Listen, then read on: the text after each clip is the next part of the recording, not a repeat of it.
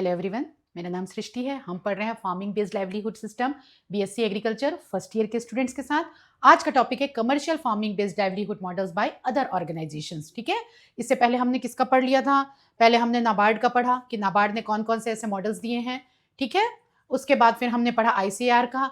अब इन दोनों के अलावा और जो ऑर्गेनाइजेशंस हैं उन्होंने कैसे कौन कौन से मॉडल्स दिए हैं, हम इसके बारे में बात करते हैं। चलिए पहले तो कि ये कौन कौन लोग हैं जिन्होंने ऐसे मॉडल्स दिए हैं। एक तो है ये क्लस्टर बेस्ड प्रोडक्शन। ठीक है, कुछ ग्रुप्स हैं उन्होंने किए हैं पब्लिक प्राइवेट पार्टनरशिप।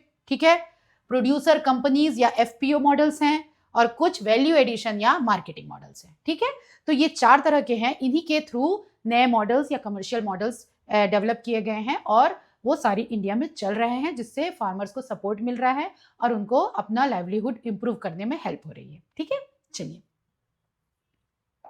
तो अब हम मॉडल्स के बारे में पढ़ते हैं। पहला है नेशनल हॉर्टिकल्चर बोर्ड। ये आप सब जानते होंगे, सुने होंगे।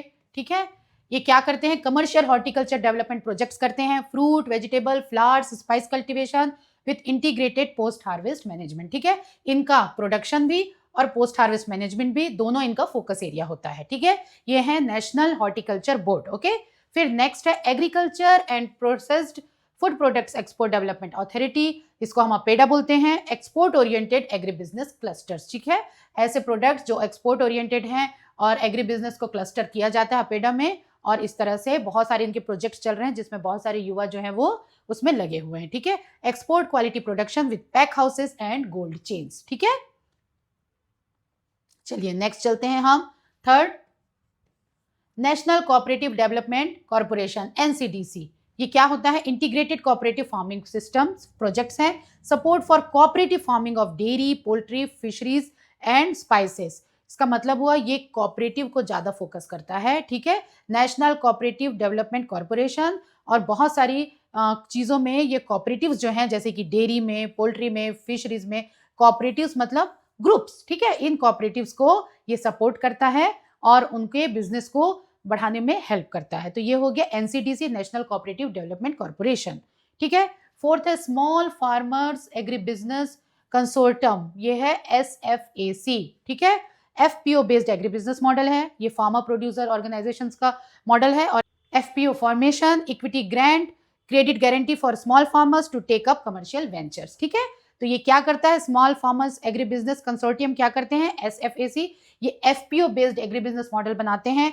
एफपीओ का जनरेट करना, ठीक है, फॉर्मेशन करना, इक्विटी ग्रांट बनाना, credit guarantee for small farmers to take up commercial ventures. ठीक है, मतलब स्मॉल फार्मर्स को क्रेडिट प्रोवाइड करना ताकि वो कमर्शियल बिजनेस में अपना काम कर सके। ठीक है, उसके पास इतना फंड नहीं है तो उसको क्रेडिट देना या लोन देने का काम एफपीओ बनाना और उसके बाद उस बिजनेस को सपोर्ट करने का काम करता है SFAC, small farmers agri business consortium. ठीक है, तो ये हो गए हमारे 4 मॉडल्स जो कि अलग अलग इनके द्वारा दिए गए हैं। ठीक है,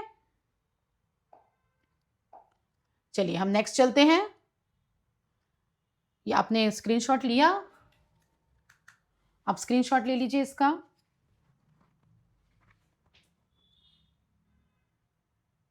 चलिए नेक्स्ट है फिफ्थ मॉडल। क्या है fifth model? National fisheries development board, NFDB, intensive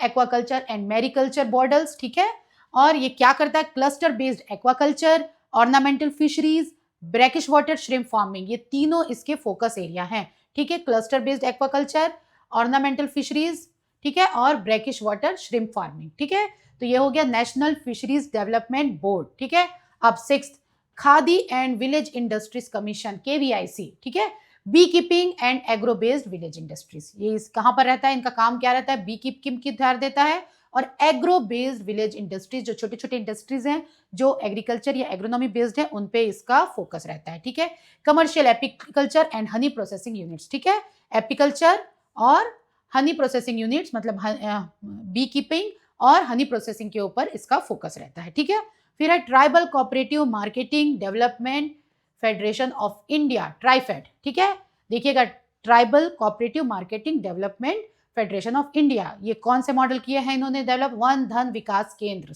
ठीक है, tribal livelihood through value addition of minor forest product, ठीक है, जो उनके माइनर फॉरेस्ट प्रोड्यूस हैं उनका वैल्यू एडिशन करके फिर मार्केट में उसको लॉन्च करना, ये काम रहता है ट्राइफेड का, ठीक है। और इनका जो मॉडल है ये है वन धन विकास केंद्र, ठीक है।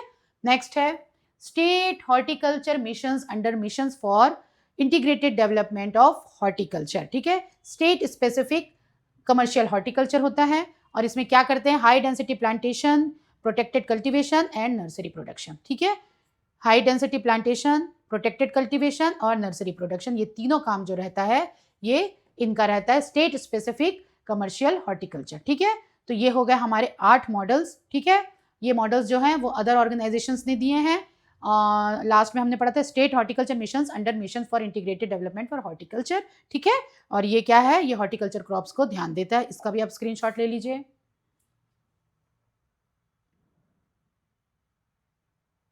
चलिए अब 9th है, नाबार्ड से भी रिलेटेड कुछ है, नाबार्ड फाइनेंशियल सर्विसेज एंड नैब किसान फाइनेंस लिमिटेड। नैब किसान, इसके थ्रू क्या होता है, agri business and contract farming की फाइनेंसिंग होती है, ठीक है। Credit to producer groups for commercial farming activities, ठीक है।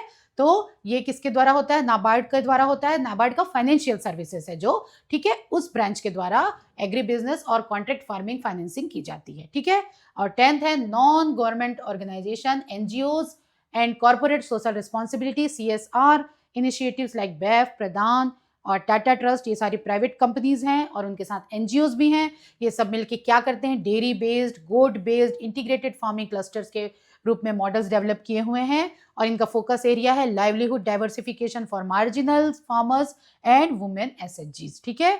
SHGs को ये हेल्प करते हैं डेयरी बेस्ड, गोट बेस्ड और इंटीग्रेटेड फार्मिंग क्लस्टर के थ्रू। ये एनजीओज हैं बहुत सारे और बहुत सारे प्राइवेट फर्म हैं जैसे BEF है, टाटा ट्रस्ट है, ये सब जो है वो मिल के एक मॉडल्स बनाते हैं और इन मॉडल्स में इन रूरल पीपल को, वुमेन को थ्रू SHGs हेल्प करते हैं उनकी इनकम बढ़ाने में, उनकी लाइवलीहुड बेटर करने में, ठीक है।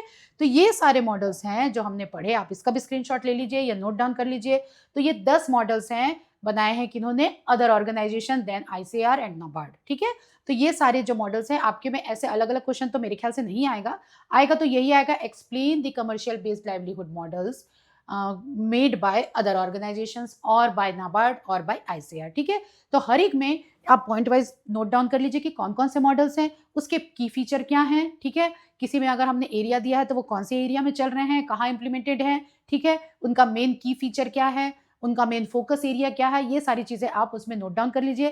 ज्यादातर हो सकता है ये 4 मार्क्स में आए या 6 मार्क्स में आए, ठीक है। तो इतना सफिशिएंट लिखने की कोशिश करिए कि 4 मार्क या 6 मार्क आपको उसमें मिल जाए, ठीक है।